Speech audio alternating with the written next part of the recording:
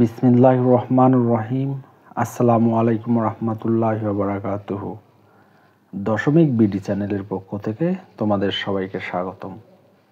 আজকে আমি দশম শ্রেণীর সাধারণ গণিত বইয়ের পরিমিতি অধ্যায় 16 পর্ব 4 নিয়ে আলোচনা করব।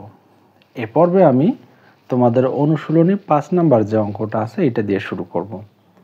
5 নম্বরের অঙ্কটা একটু দেখো। বলা আছে একটি বর্গক্ষেত্রের পরিসীমা একটি আয়তক্ষেত্রের পরিসীমার সমান। তাহলে একটা বর্গক্ষেত্রের পরিসীমা যেটা হবে একটা আয়তক্ষেত্রের পরিসীমার সমান, অর্থাৎ বর্গক্ষেত্রের পরিসীমা আর আয়তক্ষেত্রের পরিসীমা সমান। তারপরে বলা আছে আয়তক্ষেত্রটির দৈর্ঘ্য প্রস্থের 3 গুণ। প্রস্থ যত বড় হবে দৈর্ঘ্যটা তার 3 গুণ হবে, অর্থাৎ প্রস্থ যদি তোমার 5 সেন্টিমিটার হয় দৈর্ঘ্য হবে 15 সেন্টিমিটার এবং ক্ষেত্রফল এত বর্গমিটার। প্রতিটি 40 সেন্টিমিটার বর্গাকার পাথর দিয়ে বর্গক্ষেত্রটি বাঁধতে মোট কতটি পাথর লাগবে সেটা আমাদেরকে বাইর করতে হবে। ঠিক আছে, তাহলে এখানে দেখো আয়তক্ষেত্রের দৈর্ঘ্য আর প্রস্থ একটা শর্ত অনুযায়ী দেওয়া আছে। আমরা এখন আয়তক্ষেত্রটা আঁকবো। তাহলে প্রশ্ন অনুযায়ী এ বি সি ডি একটি আয়তক্ষেত্র যার প্রস্থ হচ্ছে x মিটার আর দৈর্ঘ্য হচ্ছে 3x মিটার। তাহলে এখন লেখো ধরি আয়তক্ষেত্রের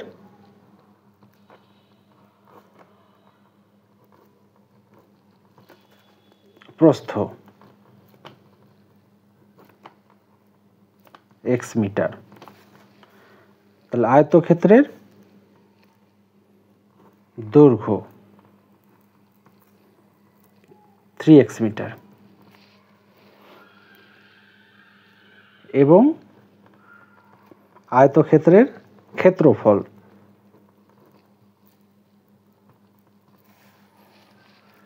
দৈর্ঘ্য গুণন প্রস্থ। তাহলে দৈর্ঘ্য গুণন প্রস্থ,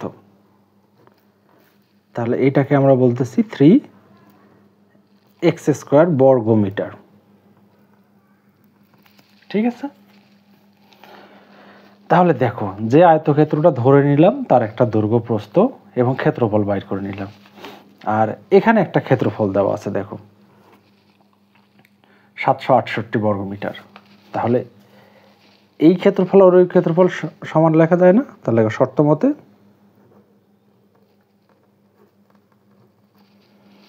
শর্ত মতে তাহলে 3x স্কয়ার ইকুয়াল হচ্ছে 768। 3 দিয়ে ভাগ করে যদি দেই তাহলে ভাগফল কত হচ্ছে দেখো 768 ভাগ হচ্ছে 3, 256, 256। এখন স্কোয়ারটা ওই পাশে পার করে দাও। স্কোয়ারটা যদি পার করে দেই তাহলে রুট হয়ে যাবে। তাহলে এটা রুট কত হবে? রুট অ্যান্সার ইকুয়াল, তাহলে এটা হচ্ছে 16। তাহলে এটা কি পাইলাম বলো তো? এইটা আমরা কিন্তু প্রস্থ পাইলাম। ঠিক আছে, তাহলে দৈর্ঘ্য কত?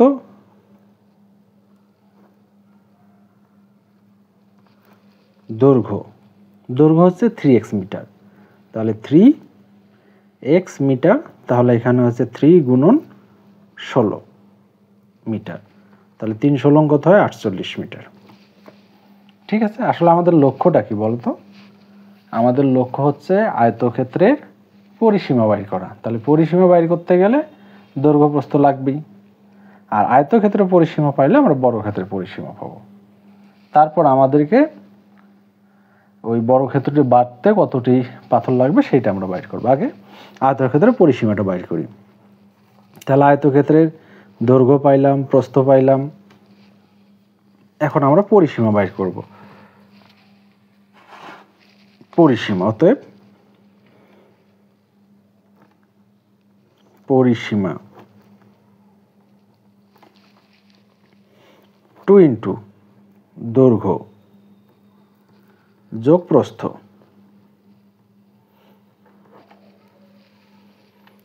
তাহলে 2 দৈর্ঘ্য বলতে কত 48 যোগ প্রস্থ বলতে 16। তাহলে আমরা কত লিখতে পারি বলো তো? 16 এখানে উঠানোই আছে যোগ 48 গুণন হচ্ছে 2 128। তাহলে আমরা পরিসীমা পাইলাম 128 মিটার। ঠিক আছে, দৈর্ঘ্য প্রস্থ পরিসীমা পাইলাম। তাহলে এটা কার পরিসীমা? আয়তক্ষেত্রের পরিসীমা। এই আয়তক্ষেত্র যেটা ছিল এটার পরিসীমাটা বাইর করলাম। তাহলে আয়তক্ষেত্রের পরিসীমার হলে আমরা সেটা কি লিখতে পারবো? বর্গক্ষেত্রের পরিসীমা বাইর লিখতে পারবো। তাহলে দেখো এখানে বলা আছে বর্গক্ষেত্রের পরিসীমা একটা আয়তক্ষেত্রের পরিসীমার সমান। তাহলে আয়তক্ষেত্রের পরিসীমা মানেই বর্গক্ষেত্রের পরিসীমা। ঠিক আছে, অতএব বর্গক্ষেত্রের পরিসীমা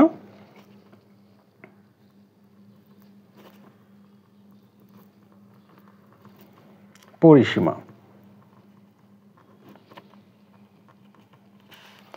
128 মিটার। তাহলে বর্গক্ষেত্রের এক বাহুর দৈর্ঘ্য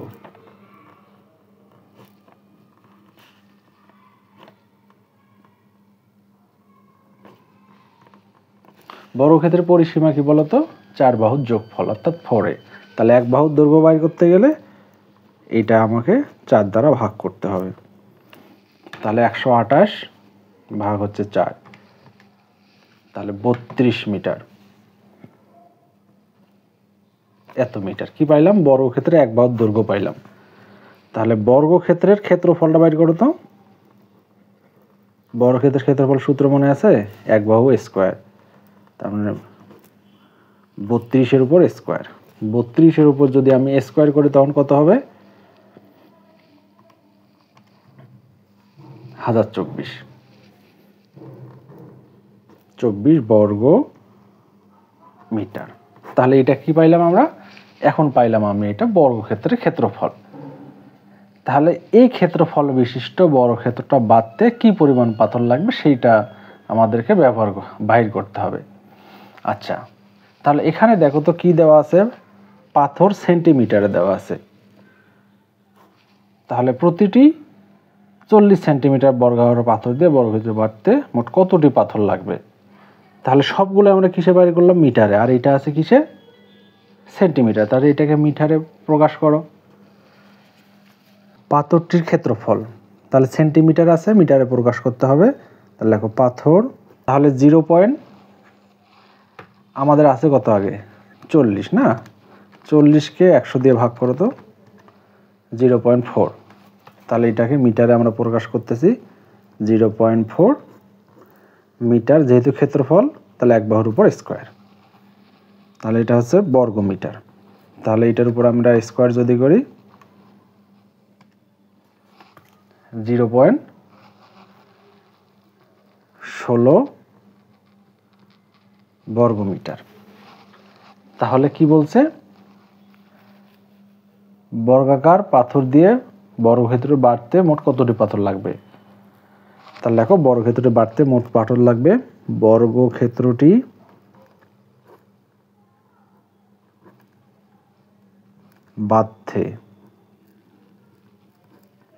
বাড়তে পাথর লাগবে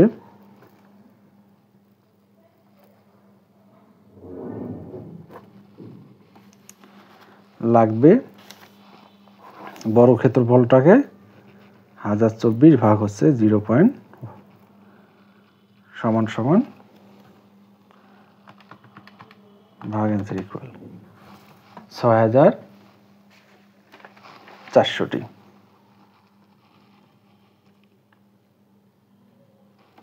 ঠিক আছে, এটা হচ্ছে আমাদের উত্তর। ঠিক আছে, আশা করি তোমরা বুঝতে পারছো। আমরা 6 নাম্বারটা করব। 6 নাম্বারটা কি বলা আছে? একটি আয়তক্ষেত্রের ক্ষেত্রফল 160 বর্গ মিটার। যদি এর দৈর্ঘ্য 6 মিটার কম হয় তবে ক্ষেত্রফলটি বর্গাকার হয়। আয়তক্ষেত্রের দৈর্ঘ্য প্রস্থ নির্ণয় করো। তাহলে কি বাইর করতে বলছে? দৈর্ঘ্য বাইর করতে বলছে, প্রস্থ বাইর করতে বলছে। আচ্ছা দেখো, আগে একটু চিত্রটা ভালো করে দেখো। চিত্রটা একটু ভালো করে দেখলেই হয়। একটি আয়তক্ষেত্র আঁকো।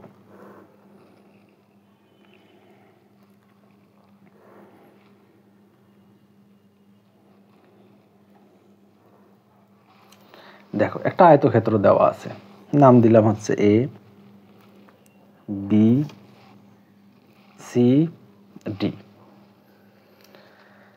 তাহলে আয়তক্ষেত্রের দৈর্ঘ্য এক্স মিটার, প্রস্থ হচ্ছে ওয়াই মিটার। তাহলে ক্ষেত্রফল কত হবে? দৈর্ঘ্য গুণন প্রস্থ। তাহলে লেখো, ধরি আয়তাকার ক্ষেত্রের দৈর্ঘ্য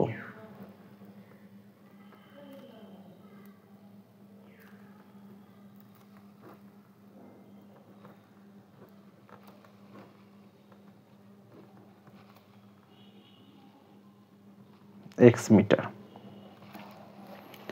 আয়তাকার ক্ষেত্রের প্রস্থ ওয়াই মিটার। তাহলে ক্ষেত্রফল আয়তাকার ক্ষেত্রের ক্ষেত্রফল।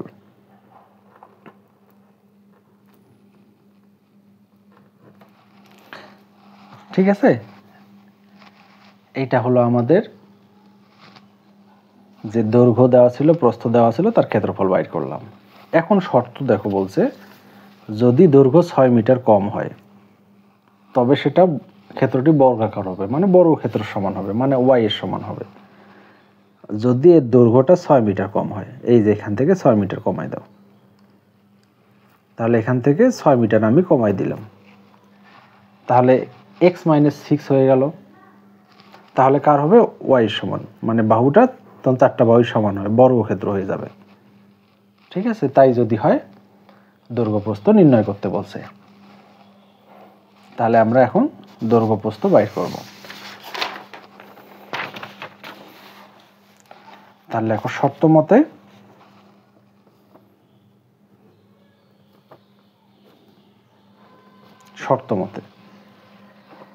তাহলে ক্ষেত্রফল এক্স ওয়াই সমান সমান কত দেওয়া আছে দেখো,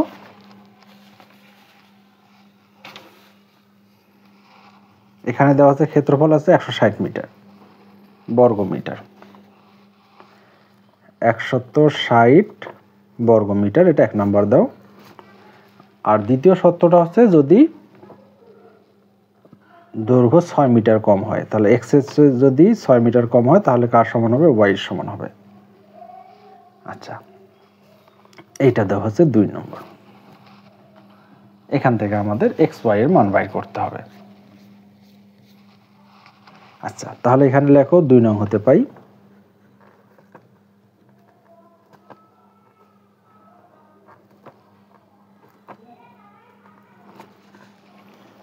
তাহলে x - 6 ইকুয়াল y,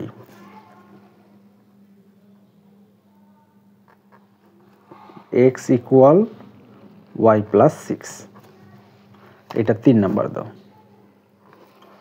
x এর মান 1 নং এ বসাও,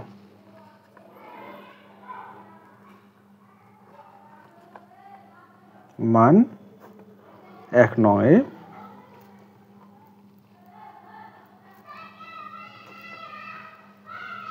পাই, বসাও।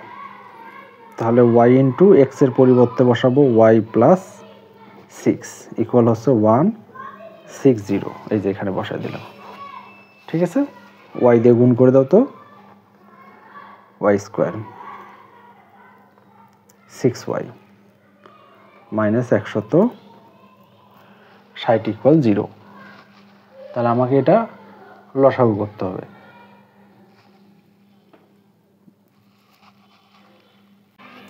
এখন এটা উৎপাদক করো তো, 160কে ভাঙাও, 160, তাহলে 2 দিয়ে দাও।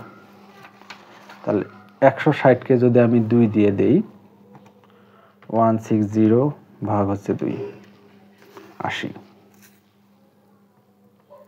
আবার যদি 2 দিয়ে দাও কত হয়? 40। আবার 2 দিয়ে দাও 20, আবার 2 দিয়ে দাও 10, আবার 2 দিয়ে দাও 5, মাঝখানে মিলাইতে হবে কত? 6। তাহলে 5 দুগুণে 10, এই পাশে নাও, 2 দুগুণে 4, 4 দুগুণে 8, 8 দুগুণে 16, 16 থেকে 10 বাদ দাও 6। ঠিক আছে, 16 10। তাহলে এখানে y স্কোয়ার 16y থেকে -10y বাদ।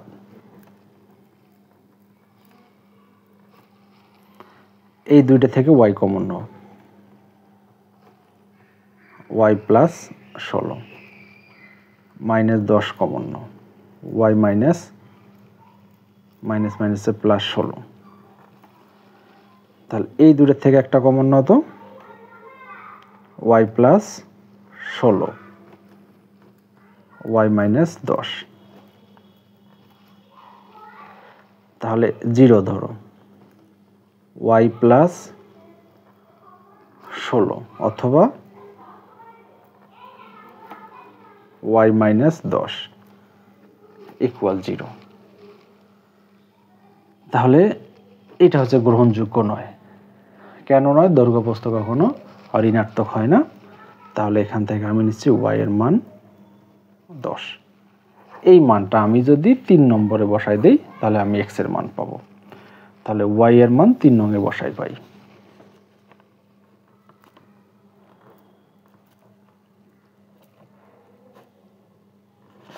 তিন নং এ বসিয়ে পাই। তাহলে বসাও। তাহলে x ইকুয়াল, তাহলে y সমান সমান 10 6, অতএব x সমান সমান কত হচ্ছে 16। তাহলে দেখো আমরা দৈর্ঘ্য পাচ্ছি হচ্ছে 16 মিটার, প্রস্থ পাচ্ছি হচ্ছে তোমার 10 মিটার। ঠিক আছে, এটাই হচ্ছে আমাদের উত্তর। আশা করি তোমরা বুঝতে পারছো। ঠিক আছে, তাহলে আমরা এখন 7 নম্বরে যাব। দেখো এখানে 7 নম্বর অঙ্কটা দেওয়া আছে, বলা আছে একটি সামান্তরিকের ভূমি উচ্চতার এত অংশ, ক্ষেত্রফল এত মিটার হলে ক্ষেত্রটির ভূমি এবং উচ্চতা নির্ণয় করতে বলছে। তাহলে একটি সামান্তরিকের ভূমি উচ্চতার এত অংশ, তাহলে যদি ধরে নেই আমি, তাহলে সামান্তরিকের উচ্চতা ধরো x মিটার, ভূমি কত হবে 3x ভাগ 4 মিটার। ঠিক আছে, আচ্ছা দেখো খুবই সোজা এটা। 7 নম্বর ধরি সামান্তরিকের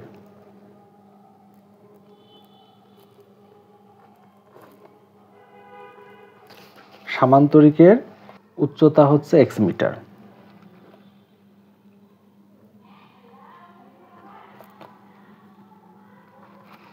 উচ্চতা x মিটার, সামান্তরিকের ভূমি 3x ভাগ 4 মিটার। এখানে যেহেতু সামান্তরিকের ক্ষেত্রফল দেওয়া আছে না, সামান্তরিকের ক্ষেত্রফল দেওয়া আছে, তাহলে আমরা এটার ক্ষেত্রফল বাইর করে নেই। তাহলে সামান্তরিকের ক্ষেত্রফল,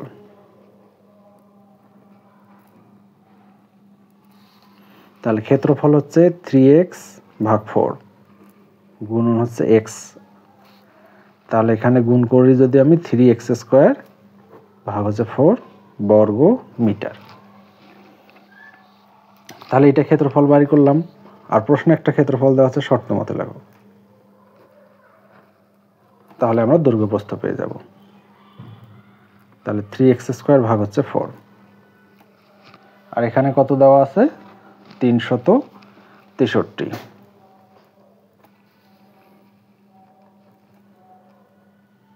3x স্কয়ার 363 গুণন হচ্ছে 4। তাহলে এটাকে আমি যদি 3 দ্বারা ভাগ করি, একবার ক্যালকুলেটর দিয়ে দাও,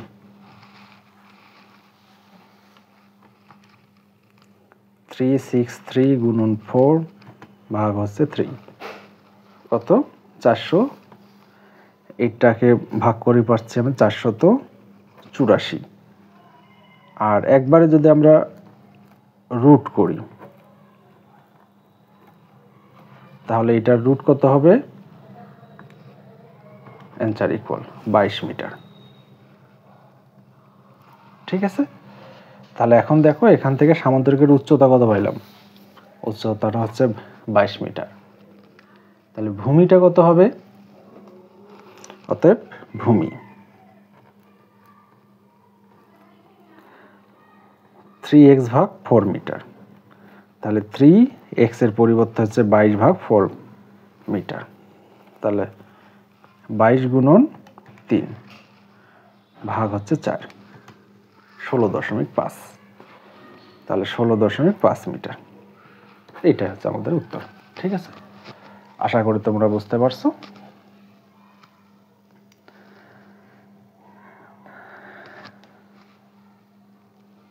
আজকে এ পর্যন্তই, ভালো থেকো। আর বাকি যে অঙ্কটা আছে ইনশাল্লাহ পরের ভিডিওতে আমি শেষ করে দেব। ধন্যবাদ সবাইকে, ভালো থাকো। আসসালামু আলাইকুম রহমতুল্লাহি ওয়া বারাকাতুহু।